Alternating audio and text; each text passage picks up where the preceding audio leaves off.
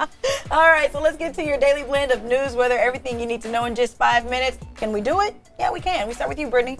All right, as you make your way out, watching a couple different problems, I want to make sure you're prepared. So you can see two different stories, 50 at Hazel. All lanes of 50 westbound and eastbound open, but 50 westbound at the Hazel Avenue ramp, we have an accident where someone hit a pole. You're going to see slower drive times in the area. You can take Sunrise to avoid some delays. Our team is on the scene gathering more information right now. As we take a look, if you're coming in Folsom straight into Sacramento, all lanes of 50 are open like we just showed you. We're looking at 18 minutes. I'll let you know on TV, online, and with our ABC 10 Wazers when that changes. Okay, here we go with your weather. Now, today is not going to be like yesterday. At this point, it was raining hard. We had crashes. We had a lot of weather-related issues. Today, though, we're easing out of that. A few showers here and there. We are getting more Sierra snow, so whatever's happening, it will continue to happen at least through noon. And then we're looking at some slowing through the weekend, but not totally. 50s when you're waking up. We're going to see a lot of sun and clouds, but notice you don't see here widespread rain. I still think we're going to see a few pockets here and there. If you have any elevation to where you live, that's where you're going to see some lighter rain. That's where we're seeing it below 5,000 feet. Above that, it is snow at the moment, so that's what's happening in the Sierra foothills, as well as the crest. But in the valley spots, it's really spotty right now, and I think there's a chance it'll flare up a little bit this afternoon. You can see it right there during the quote-unquote heat of the day between 2 and 5 p.m. You may see some big white puffy clouds, some brief and maybe even heavy rain, and then it's going to be out of here. But not like yesterday. That was big thunderstorms, stalled out, heavy rain, flooding. I don't think that that's going to happen today. And then we're going to be looking at some additional snow early tomorrow morning. Watch out early in the morning tomorrow. That snow level, if there's anything left, tanks to about 2,000 feet. So if you're in Sonora, Placerville, maybe even higher up than Auburn, maybe closer to Colfax, you could see a little dusting of snow early tomorrow morning. Walt? All right, thank you, Rob. 6:04. This morning, people in Tuolumne County are worried about flooded roads taking over two towns, Sonora and Jamestown. Look at this. Wow, this is supposed to be a creek. It's much bigger than a creek. Flash flooding quickly turning it into a river. This is going through downtown Sonora. Emergency phone lines were knocked out, but they're now back up and running. At the fairgrounds, people setting up for the Celtic Fair had to get out. I'm standing knee deep in the water.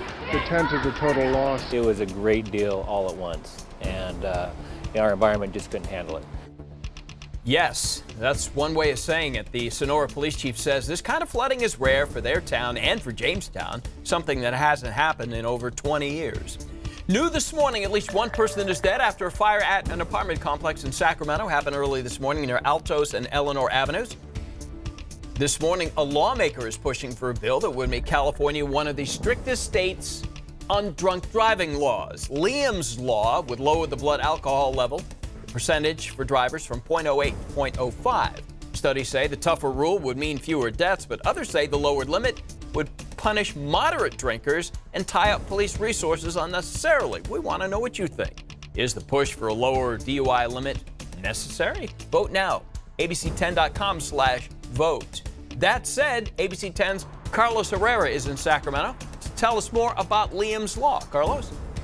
Hey, good morning. The bill would nearly half the maximum allowed blood alcohol content level, and state lawmakers say it would also help reduce the nearly 1,000 DUI deaths that happen in the state of California every year. Now that means for men that weigh 240 pounds or less, 3 drinks would put them at legally intoxicated rate and driving under the influence as a result of it. For women who are 240 pounds or less, it would be anything more than 2 drinks. And state lawmakers say this would definitely be helpful, but we went out and asked Sacramentans what they think about it, and we had some mixed reactions. They have a lower rate of fatalities and car accidents due to drinking and driving, so seems like a positive thing to me. Everyone's ability is different and their impairment could be different, so I'm not sure about reducing it would make that much of a difference. I also see a lot of people out on the roads, like when I'm driving later at night, who are pretty scary, you know, so I think it's probably a good idea.